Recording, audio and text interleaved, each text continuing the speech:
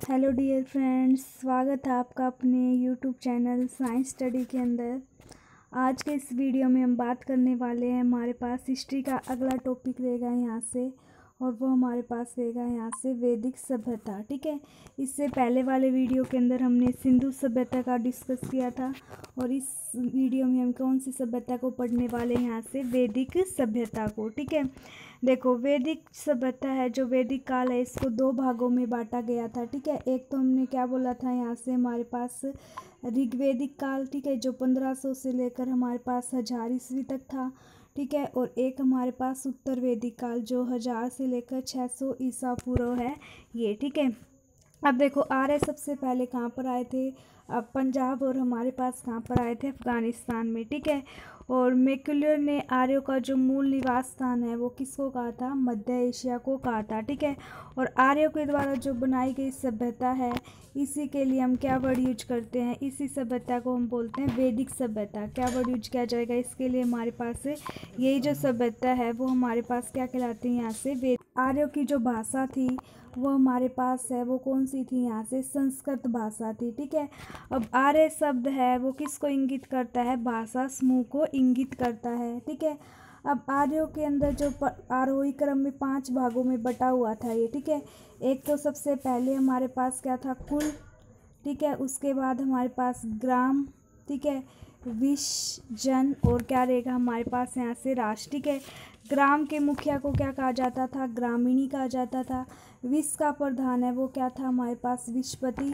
और जन के शासक है वो क्या कहलाते थे? यहाँ से राजन कहलाते थे। ठीक है, राज्य अधिकारियों में पुरोहित और सेनानी है वो हमारे पास क्या थे? प्रमुख थे। ठीक है, उसके बाद देखो सूत्र, रथकार और कामदी नामक अधिकारी है, इनको क्या कहा जाता था? रत्नी कहे जाते थे। ठीक है, इनकी जो संख्या है वो राजा से कितनी होती थी? 12 होती थी। ठीक है, ये भी कई बार पूछ लिया जाता है कि पूर्व है वो दुर्गति के लिए शख्स है, वो जनता की गतिविधियों को देखने वाले गुप्तचर होते थे। और वाजपति किसको बोलते थे? गोचर भूमि का जो अधिकारी होता था। और उर्ग किससे बोला जाता था? अपराधियों को जो पकड़ने का कार्य करता था उससे हम क्या बोलते थे? उर्ग बोलते थे। ठीक है, अब देखो सभा और समिति क्या होती थी? राजा को सलाह देने वाली हमारे पास क्या थी? संस्था थी। ठीक है, सभा तो श्रेष्ठ लोगों की होती थी, सम्राट लोगों की मतलब की संस्था थी। और जो समिति होती थी ना, वो हमारे पास सामान्य जनता का क्या करती थी? प्रतिनिधित्व करती थी। ठीक है, और समिति के अध्यक्ष को क्या कहा जाता था? यहाँ से ईशान कहा जाता था। ठीक है, समिति के अध्यक्ष को क्या कहा जाता था? ईशान कहा जाता था। ठीक है, इस तरह सभा और समितियाँ दोनों में क्या करती थी? भाग ले सकती थी। ठीक है, युद्ध में जो कबीले का नेतृत्व है वो कौन करता था? राजा करता था। और युद्ध के लिए किसका प्रयोग किया जाता था? गविष्ठ। ठीक है, और जिसका अर्थ क्या होता था? मतलब कि गायों की क्या करना? खोज। ठीक है, अब 10 राज्य युद्ध, ये हमें बहुत बार पूछा जाता है कि 10 राज्य युद्ध है ये किस किस के बीच में हुआ था? हमारे पास सुदास और किसके बीच में हुआ था? 10 जनों के बीच में। कौन सी नदी के किनारे हुआ था? पुष्णी नदी के किनारे हुआ था। और 10 राज्य युद्ध का जो उल्लेख है वो कौन से मंडल में है? 7वें मंडल में। ठीक है, 10 राज्य युद्ध है वो किस किस के बीच में लड़ा गया था? राजा सुदास और 10 जनों के बीच में। ठीक है, और जिसके अंदर राजा जो सुदास है उसकी हमारे पास क्या हुई थी? जीत हुई थी। ठीक है, उसके बाद देखो ऋग्वेदिक में 4 वर्ण थे, ये हमने पहले भी पढ़ा था। एक तो हम क्या बोलते थे? सबसे जिसे महत्वपूर्ण माना जाता था वो कौन से थे? ब्राह्मण। ठीक है, उसके बाद हमारे पास है वो कौन से थे? क्षत्रिय। ठीक है, और फिर हमने क्या पढ़े थे? यहाँ से वैश्य। और सबसे जो नीचे वाले थे वो हमारे पास है वो यहाँ से कौन थे? शूद्र। ठीक है, तो 4 थे हमारे पास ये। और इसका जो विभाजन है वो किस पर आधारित था? व्यवसाय, मतलब कि काम कौन क्या करता था। ठीक है, और ऋग्वेद के 10वें मंडल के पूर्व सूक्त में 4 वर्णों का हमारे पास क्या मिलता है? उल्लेख मिलता है। ठीक है, इसमें कहा गया था, ये हमने पहले भी पढ़ा था, कि जो ब्राह्मण है वो परम पुरुष मुख से निकले हैं। अक्षत्रिय कहाँ से थे? हमारे पास उनके हाथों भुजाओं से। और वैश्य हमने क्या बोला था? उनकी जांघों से। और शूद्र है वो हमारे पास कहाँ से? पैरों से। ठीक है, आर्यों का जो समाज था वो हमारे पास कैसा था? पितर प्रधान था। लेकिन जो सिंधु सभ्यता थी वो कैसी थी, मातर, ठीक है, मातर सत्रात्मक। और ये हमारे पास है वो पितर प्रधान था। और समाज की सबसे छोटी क्या ही है वो परिवार, ये हमारे पास क्या थी, कुल थी, ठीक है, जिसका मुखिया है वो हमारे पास कौन होता था, पिता होता था, जिसे क्या बोला जाता था, कुल्प भी कहा जाता था, ठीक है। स्त्रियाँ इस काल में अपने पति के साथ यज्ञ कार्य में क्या करती थी, भाग लेती थी, ठीक है। बाल विवाह और पर्दा प्रथा का प्रचलन है इस समय नहीं था, ठीक है। और विधवा है वो अपने मतलब कि अगर उसके पति मर जाता है तो अपने देवर से विवाह कर सकती थी। स्त्रियाँ शिक्षा भी ग्रहण करती थी। वैसे तो जो अपने पास ये जो अपने पास पूर्व वैदिक काल आता है, जैसे ये वाला जो हमने अभी भी पढ़ा था यहाँ से ऋग वैदिक काल, ये तो स्त्रियों के लिए अच्छा था, ठीक है। लेकिन आगे आगे फिर स्त्रियों की जो दुर्गति होती है जो उत्तर वैदिक काल में, तो स्त्रियाँ है वो शिक्षा ग्रहण करती थी, ठीक है। जैसे आपको ये भी पता होगा गार्गी ने, ठीक है, गार्गी ने याकवल्य को वाद विवाद की चुनौती दी थी, ठीक है। जीवन भर अविवाहित जो कभी भी शादी नहीं करती थी उनके लिए एक वर्ड यूज किया जाता था, उनको क्या बोला जाता था, आमाजू, ठीक है। जीवन भर है जो शादी नहीं करती थी। और जीविका अर्जन करने के लिए वेद वेदांग पढ़ने वाला अध्यापक है वो क्या कहलाता था, उपाध्याय कहलाता था, ठीक है। आर्यों का पेय रस क्या था, मतलब कि पीने का जो पेय पदार्थ है वो हमारे पास क्या था, यहाँ से सोमरस था। और ये किससे बनाया जाता था, वनस्पति से बनाया जाता था, ठीक है। 3 प्रकार के वस्त्रों का प्रयोग करते थे, जैसे वास, ठीक है, अधिवास हमारे पास उसनी है। और अंदर पहनने वाले जो कपड़े हैं उसको क्या कहा जाता था, नीवी कहा जाता था, ठीक है। उसके बाद देखो महर्षि जो कणाद है उसने भारतीयों को परमाणुवाद का क्या कहा था, जनक कहा गया था, ठीक है। उसके बाद आर्य है वो क्या क्या मनोरंजन करते थे, जैसे वो तो शिकार वगैरह करते थे, तो ये संगीत, रथ दौड़, ठीक है, घोड़े की दौड़, दूध पीड़ा वगैरह गेम वगैरह खेलते थे, ठीक है। और आर्यों का जो मुख्य व्यवसाय है वो पशुपालन और क्या था, हमारे पास कृषि था, ठीक है। गाय को ये मतलब कि पूजनीय मानते थे, गाय को मारने ना योग्य, तो इसको क्या बोला जाता था, अधन्या, ठीक है, न मारे जाने योग्य जो पशु है उसकी श्रेणी में रखा गया था।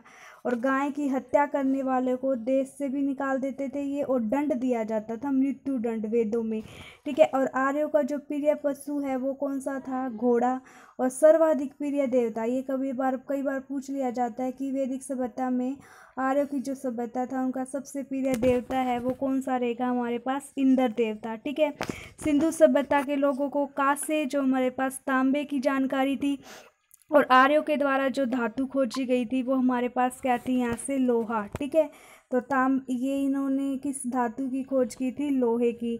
और व्यापार हेतु जो व्यक्ति अलग अलग स्थान पे जाता है उसको क्या बोला गया था, पणी कहते थे, ठीक है।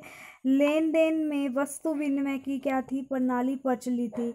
ऋण देकर ब्याज लेने वाला जो व्यक्ति है उसको क्या कहा जाता था, सुखदोर, ठीक है। पैसे देकर, जैसे ऋण देकर ब्याज लेने वाला व्यक्ति है उसको क्या बोलते थे, वैक्ट नोट, ठीक है।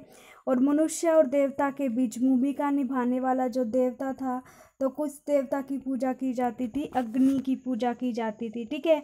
ऋग्वेद में जो हमारे पास है उल्लेखित सभी नदियों में सरस्वती सबसे महत्वपूर्ण और क्या मानी गई है, पवित्र मानी गई है, ठीक है।